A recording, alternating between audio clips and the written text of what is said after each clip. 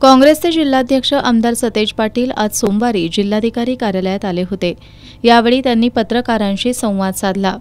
आगामी विधानसभा निवडणुकीच्या जागा वाटपासंदर्भात बोलताना त्यांनी महाविकास आघाडी म्हणून जास्तीत जास्त आमदार निवडून आणणं हे आमचे ध्येय असल्याचं सांगितलं। कोणत्या मतदारसंघात कोणता उमेदवार द्यायचा याचा निर्णय इंडिया आघाडी एकत्रित घेईल।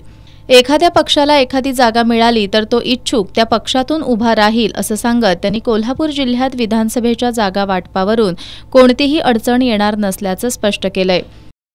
महाविकास आघाडी म्हणून जास्तीत जास्त आमदार निवडून आणणं हे या महाविकास आघाडी आणि इंडिया आघाडीचे ध्येय असणार आणि म्हणून कुठल्या मतदारसंघात कुठल्या जागा उभा करायच्या आम्ही शिवसेना राष्ट्रवादी एकत्रित बसू। आमच्यात कुठलाही कोल्हापूर जिल्ह्यामध्ये वाद असणार नाही। एकमेकाला सांभाळून घेऊन काही इच्छुक असतील वेगवेगळ्या मतदारसंघात एखादी जागा एखाद्या पक्षाला मिळाली तर तो इच्छुक त्या पक्षातनं उभा राहील। काय आमच्या जिल्ह्यात अडचण येणार नाही। आम्ही तिन्ही पक्ष व्यवस्थित लढू। शक्तीपीठ महामार्गाबाबत सरकारची भूमिका दुटप्पी असल्याचा आरोप करत आमदार सतेज पाटील यांनी सरकारला शक्तीपीठांची एवढीच काळजी असेल तर त्यांनी प्रत्येक शक्तीपीठाच्या विकासासाठी 5,000 कोटी रुपये द्यावेत अशी मागणी केली।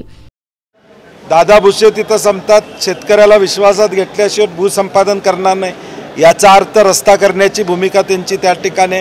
माझी प्रामुख्यानं लोकांना सांगणं आहे की या कोल्हापूर जिल्ह्यातून अनेक महामार्ग गेलेले आहेत, पॅरलल मार्ग या शक्तीपीठसाठी आहेत आणि एवढीच जर काळजी शक्तीपीठांची असेल तर मला वाटते प्रत्येक शक्तीपीठाला 5,000 कोटी रुपये द्यावेत या रस्त्याचे।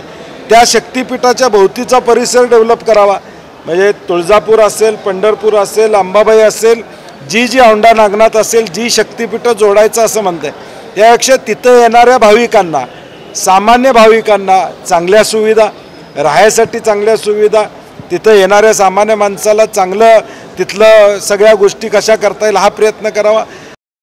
पुण्यातील ड्रग्ज प्रकरणावरून आमदार पाटील यांनी राज्यात कायदा आणि सुव्यवस्था राहिली नसल्याचं म्हटलंय। मुख्यमंत्र्यांच्या कोल्हापूर दौऱ्याला होत असलेल्या विरोधाच्या पार्श्वभूमीवर त्यांचा दौराच रद्द झालाय। यावर आमदार सतेज पाटील यांनी मुख्यमंत्री व्हिडिओ कॉन्फरन्सिंगद्वारेच कोल्हापुरातील शाश्वत परिषदेला आधार देतील असा टोला लगावलाय।